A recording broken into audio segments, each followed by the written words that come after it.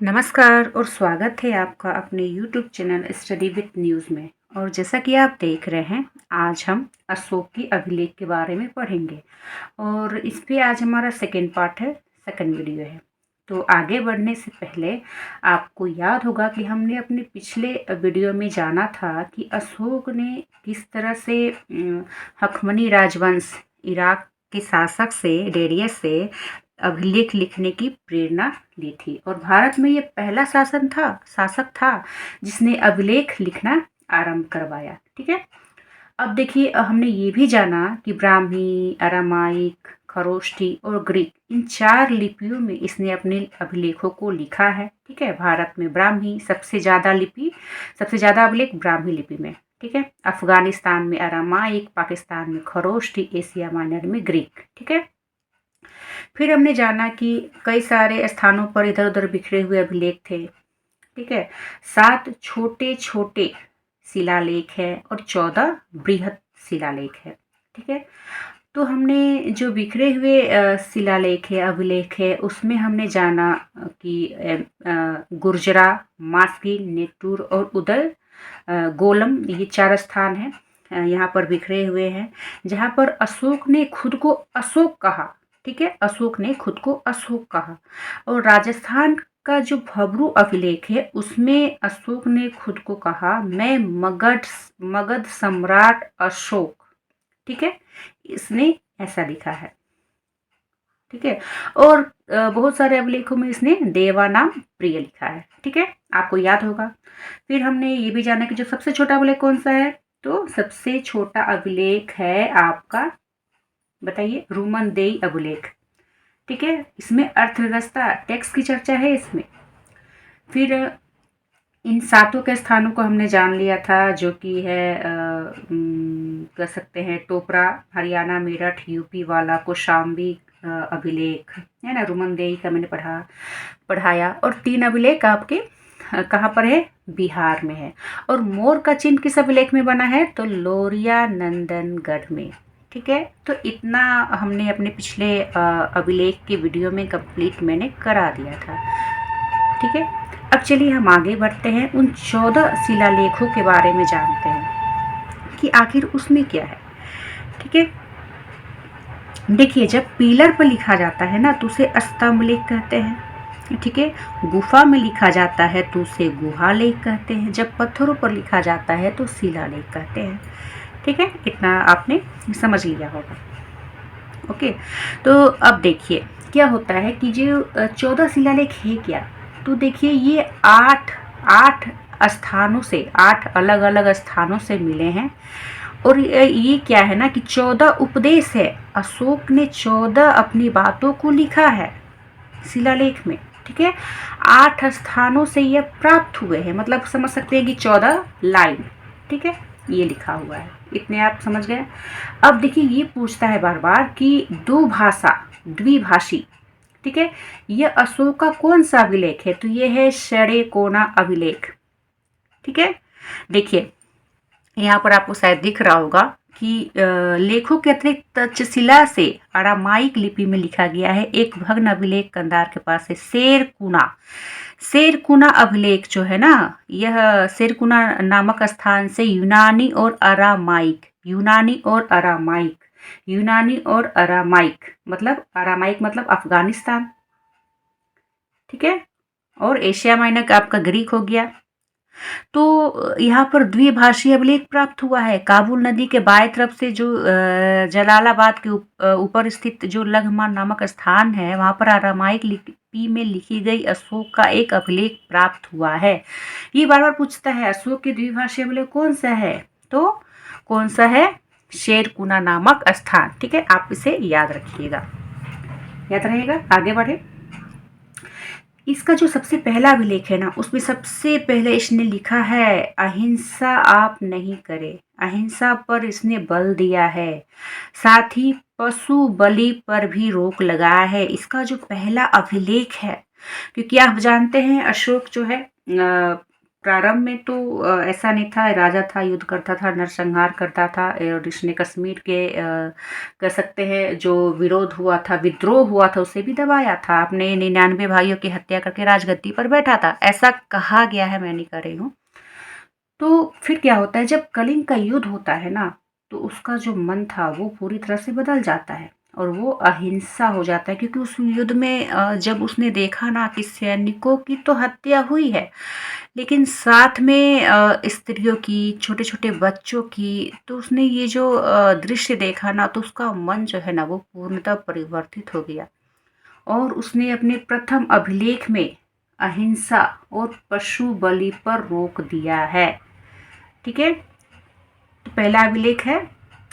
आगे चलते हैं। दूसरा जो अभिलेख है, जो दूसरा शिलालेख है, उसमें इसने चिकित्सा चिकित्सा पर बल दिया है। लेकिन सबसे जरूरी बात यह है कि मनुष्य की चिकित्सा पर तो सभी ने कहा, लेकिन अशोक ने यहाँ पर पशु चिकित्सा पर भी जोर दिया है। पशु चिकित्सा के लिए भी उसने अभिलेख में लिखा है।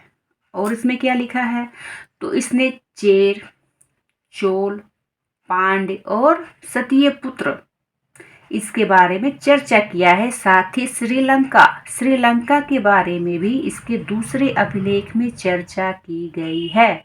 मतलब दक्षिण भारत के 4 वंशों की चर्चा अशोक के द्वितीय शिलालेख में की गई है। ठीक है, आपको याद रहेगा।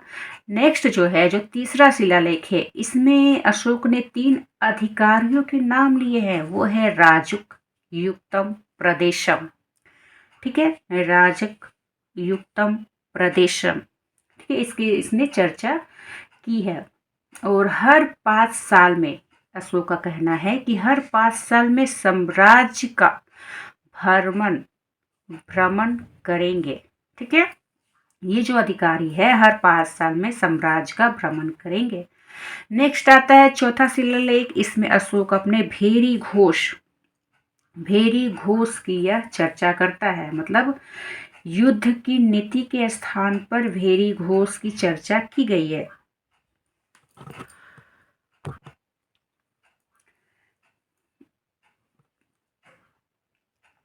ठीक है, इसने धम घोष को अपनाया है। धम, और फिर आगे क्या होता है, पांचवा शिलालेख। इसमें भेरी घोष के स्थान पर जब इसने धम घोष की चर्चा की, तो 5वें शिलालेख में इसने धम महामात्य की नियुक्ति की है। इसके बारे में इसने लिखा है अपने 5वें शिलालेख में। 6वें शिलालेख में इसने जन कल्याण के लिए अपने अधिकारी, कह सकते हैं कि जन कल्याण के लिए जो अधिकारी है वो अशोक से मिल सकते हैं, ऐसा इसने लिखा है अपने 6ठे शिलालेख में। ठीक यही नियम जहांगीर ने भी अपनाया कि आपको जब भी मेरी ज़रूरत हो, जब भी आपको न्याय की मांग हो, आप मेरे इस सोने की जंजीर को बजा सकते हैं, घंटी को बजा सकते हैं। और जहांगीर ने सोने की जंजीर अपने शासनकाल में टंगवाया था, आप इसे भी याद रखें। तो अशोक का ही कर सकते हैं इन्होंने नकल किया। अशोक के ही अभिलेख है जो 7 छोटे छोटे जो शिलालेख है। ठीक है, मैंने आपको पढ़ाया था दिल्ली टोपरा, है ना, दिल्ली मेरठ। इस अभिलेखों को कौन ले गया था, दिल्ली फिरोज शाह तुगलक ले जाता है। एक हरियाणा ले जाता है, एक दिल्ली ले जाता है, फिरोज शाह तुगलक। ठीक है, आगे जाकर आपका अकबर ले जाता है इसके कौशाम्बी के एक अभिलेख को, इलाहाबाद अकबर ले जाता है। फिर इसके ही जो 14 शिलालेख है, जिसमें 6ठे में कहा गया है जन कल्याण के लिए अधिकारी मुझसे मिल सकते हैं, तो जहांगीर ने भी कर सकते हैं ऐसा ही नियम अपने समय में लगाया था। ठीक है, याद रहेगा। 7वां इसका जो शिलालेख है वो सबसे बड़ा अभिलेख है। सबसे बड़ा अभिलेख है 7वां। सबसे छोटा कौन सा है, रुमनदेई का अभिलेख। याद रहेगा, रुमनदेई में टैक्स की चर्चा की गई है, सबसे छोटा अभिलेख है। ठीक है, तो क्या होता है कि रुमनदेई का अभिलेख कहाँ पर है, लुम्बिनी में, याद रखिएगा। ठीक है, उस समय अशोक के समय में, क्योंकि यहाँ पर टैक्स के बारे में चर्चा होती है, टैक्स को यह कम कर देता है। सबसे बड़ा अभिलेख अशोक का जो है वो है 7वां। इसमें सभी धर्म के लोग समन्वय बना के रखे, धार्मिक समन्वय के बारे में चर्चा की गई है अशोक के 7वें शिलालेख में, जो कि सबसे बड़ा शिलालेख है अशोक का। ठीक है, 8वां में क्या होता है, तो 8वें में यह धर्म की यात्रा के बारे में लिखता है। धर्म की यात्रा, इसने अपने राज्याभिषेक से 10वें वर्ष बोध गया यह जाता है। धर्म की यात्रा पर 10वें वर्ष यह बोध गया जाता है राज्याभिषेक से। ठीक है, बोध गया यह जाता है। फिर अपने 20वें वर्ष यह लुम्बिनी जाता है और टैक्स को यहाँ पर कम कर देता है। टैक्स को कम कर देता है कहाँ पर, रुमनदेई अभिलेख में इसके बारे में चर्चा की गई है, जो कि सबसे छोटा शिलालेख है, अभिलेख है। ठीक है, आपको याद रहेगा। तो धर्म की यात्रा इसने किया है 10। देखिए कई सारी इसने यात्रा की, ऐसा नहीं कि इसने 2 ही यात्राएं की है, नहीं, इसने धर्म के बारे में कई सारी यात्रा किया है इसने, लेकिन प्रसिद्ध 2 है। एक है बोध गया 10वें वर्ष, दूसरा है लुम्बिनी 20वें वर्ष। 20वें वर्ष में रुमनदेई जाता है, जो कि कह सकते हैं नेपाल में है। तो यहाँ पर यह टैक्स को कम कर देता है, क्योंकि यहाँ पर भगवान बुद्ध का जन्म होता है, तो लुम्बिनी में यह अपने टैक्स को घटा देता है। ठीक है, 8वां तक आपको याद रहेगा।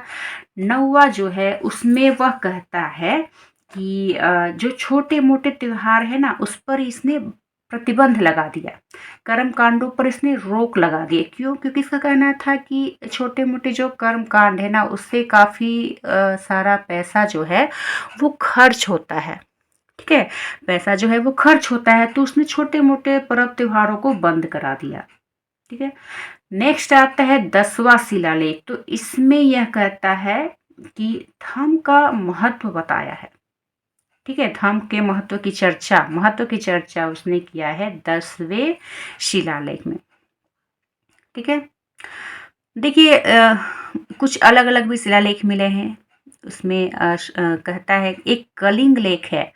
तो देखिए अशोक तो कलिंग का युद्ध लड़ा था, लेकिन उसने कलिंग विजय में जो नरसंहार किया था ना, तो उसने कलिंग के युद्ध के बारे में कहीं भी चर्चा कलिंग में नहीं किया है। ठीक है, वहीं पर युद्ध लड़ा है, लेकिन इसकी चर्चा उसने किसी भी कलिंग के अभिलेख में नहीं किया है।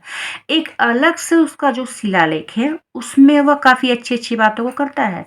वह कहता है कि सभी मनुष्य जो है मेरी संतान है, प्रजा है। ठीक है, तो जिस प्रकार मैं अपनी संतान के लिए इहलौकिक और परलौकिक, मतलब इसलोक और परलोक, ठीक है, कल्याण की कामना करता हूँ, उसी प्रकार अपनी प्रजा के लिए भी करता हूँ। ठीक है, ये कलिंग लेख में लिखा है। वहां पर उसने अच्छी अच्छी बातें लिखी है कलिंग में, कलिंग का जो अभिलेख है उसमें उसने अच्छी बातें लिखी है। कलिंग के नरसंहार के बारे में चर्चा अशोक ने नहीं किया है। फिर दूसरे में क्या लिखता है, यह भी कलिंग लेख है, कि जैसे एक माँ अपनी संतान के लिए एक कुशल धाय, धाय मतलब आप जानते हैं जो केयर टेकर होती है बेबी के लिए, कुशल धाय को जिस तरह से अकबर की धाय में कौन थी, महामंगा। ठीक है, तो कुशल धाय को सौंप कर निश्चिंत हो जाती है, उसी प्रकार मैंने भी राजकों की नियुक्ति की है। ठीक है, ये भी उसके एक शिलालेख, कलिंग के शिलालेख में ये लिखा, कलिंग के लेख में इसने लिखा है। ठीक है, ये दोनों बातें आप इसे याद रखिए। जो 7वां है, जो मैंने कहा सबसे बड़ा अभिलेख है, शिलालेख है, उसमें इसने लिखा है कि सभी पंथों के मध्य आत्म नियंत्रण और मन की पवित्रता होनी चाहिए।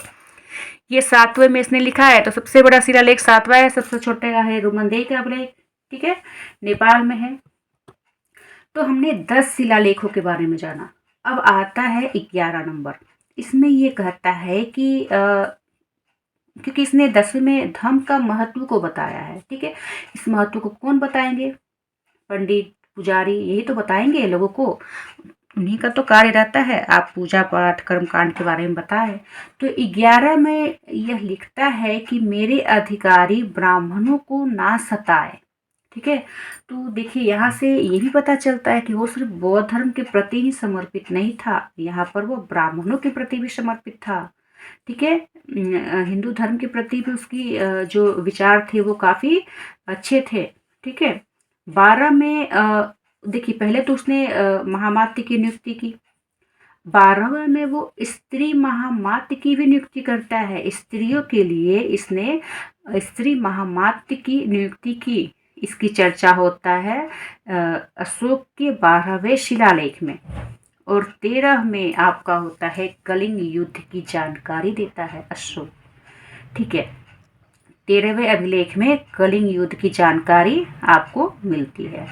जो सबसे लास्ट है ना शिलालेख, 14 शिलालेख, उसमें यह लिखता है कि मैंने ऊपर में जितनी भी जानकारी दी ना, मतलब 13 तक जितने भी शिलालेख है ना, ठीक है, तो उसमें कुछ त्रुटि हुई हो, कुछ गलती हो, या फिर मैं कुछ समझाने रहा हूँ और जो लिखने वाले, क्योंकि अशोक ने तो नहीं लिखा ना, अशोक ने तो बोला, उसके जो दरबार के थे व्यक्ति जो लिखते हैं अभिलेखों पर, वो तो मान लीजिए कुछ गलती करे, तो उसका कहना था कि पत्थर पर लिखने वाला जो व्यक्ति है ना, कहीं भी कुछ गलती होता है तो वो व्यक्ति जिम्मेवार है, मैं जिम्मेदार नहीं हूँ।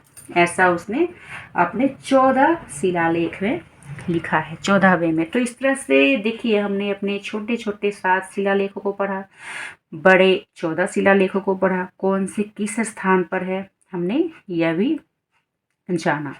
ठीक है, उसकी भाषा क्या थी, भारत के अलावा कहाँ कहाँ पर ये आपको मिला है, इन सभी के बारे में हमने जाना। ठीक है, अब नेक्स्ट वीडियो में हम इसी को आगे पढ़ेंगे। तब तक के लिए धन्यवाद।